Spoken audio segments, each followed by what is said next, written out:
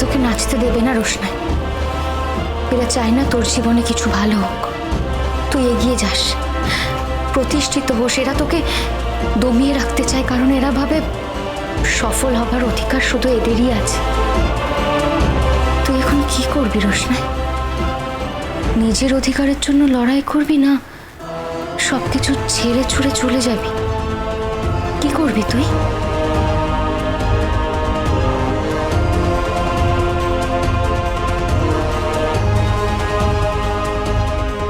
কিন্তু তুই যদি এখান থেকে চলে যাবার ডিসিশন নিস, তাহলে ভাব তুই কোথায় যাবি।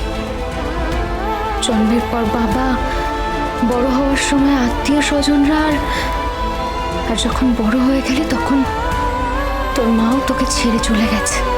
মা চলে যাওয়ার পর বন্ধু বান্ধবরাও আর তোর সঙ্গে রইল না।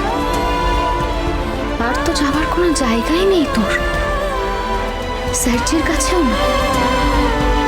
প্রকাশ মামু আর সুরঙ্গমা মাসি যারা বলতো যে কাজের লোকের মেয়ে কাজের লোকই হবে, তাহলে কি সেটাই? প্রথমে কলকাতায় আর এখন মুম্বাইতে গুরুজির কাছে। না, আমি ওনার বোঝা হয়ে থাকতে চাই না। জায়গা বদল হলেও অপমান তো বদলালো না, সেই একই রয়ে গেল। এই জীবন আমি মেনে নিতে পারবো না, কিছুতেই না। তোকে চলে যেতেই হবে রোশনাই, চলে যেতেই হবে। আর এক রাত্রির জন্য তুমি যদি এখান থেকে চলে যাও, তার মানে তো এই নয় যে রোশনাই এখানে ফিরে আসবে। আর তাছাড়া আমিও তো তোমাকে যেতে দিতে চাই না। আমরা যদি কাল মুম্বাই যাই, তাহলে আমার জামা কাপড় নিতে হবে, আমার নাচের জিনিসপত্রও তো নিতে হবে। হ্যাঁ হ্যাঁ, সব নিতে হবে তো। তাই মা কি নেবে না নেবে, আমাকে তো নিজের জিনিসপত্র নিজেকেই গুছিয়ে নিতে হবে, তাই না? তাই যেতেই হবে আমাকে।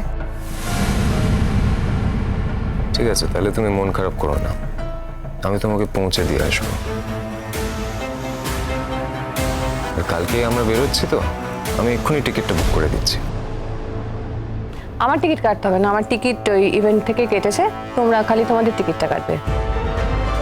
আমি আপনার টিকিটের ব্যাপারে কথা বলছিলাম না আন্টি, আমি আমাদের টিকিটের ব্যাপারে কথা বলছিলাম।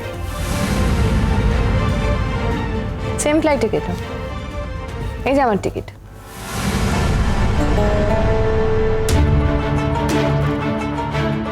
কদিন থাকতে হবে বলে মনে হয়? যে কদিনের প্রোগ্রাম সে কদিন থাকবো, আমি পুরো শিডিউল পাইনি, তবে এই গেস্ট যে 5-6 দিন থাকতে হবে। আচ্ছা, আমি একটা কথা বলছি, শোন, তুই সময় পেলে 2-3 দিনের জন্য কোথাও একটু ঘুরে আসিস, বুঝলি?